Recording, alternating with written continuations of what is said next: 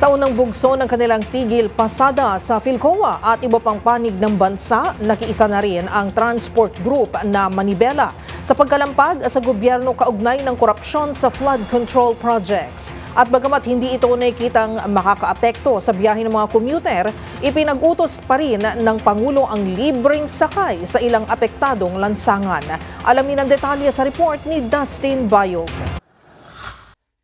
Umarangkada na kaninang umaga ang 3 araw na tigil pasada ng mga grupo ng chopper at operator para kundinahin ng korupsyon sa pamahalaan na may kaugnayan sa manumalyang flood control projects. Kaninang umaga ay nagsagawa ng panawagan ng grupong Manibela sa may Philcoa sa Quezon City bilang bahagi ng kanilang pagkondena sa pagdanakaw ng mga opisyal sa pera ng taong bayan. Bukod sa Philcoa, nakaisa rin daw ilang pang miyembro ng Manibela sa tigil pasada sa ilang bahagi ng bansa tulad ng sa Baguio, Pangasinan, Bacolod, Ormoc, Legazpi Albay, Samar at sa Davao. Nakatakda naman sa September 18 o bukas ang pakikisa sa tigil pasada ng grupong Piston laban din sa korupsyon. Samantala, tiniyak naman ng Metropolitan Manila Development Authority o MMDA na hindi lubang makakapekto ang tigil pasada sa pagbiyahe ng mga commuter. Kung magkakaroon po ng disruption, ay handa naman po tayong mag-provide ng mga augmentation para po nga makapagbiyahe ng ligtas at convenient yung ating mga kababayan.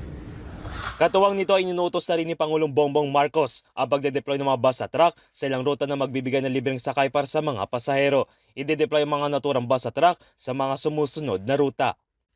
Bago nito, nagpatupad na rin ang ilang universidad sa Metro Manila ng paglipat sa online modality ng mga klase kasunod ng 3 araw na tigil pasada. Ilan sa mga ito ang Ateneo de Manila University, Adamson University, De La Salle University, University of the East, Far Eastern University, habang narito pa ang ibang universidad na nagpatupad ng online classes.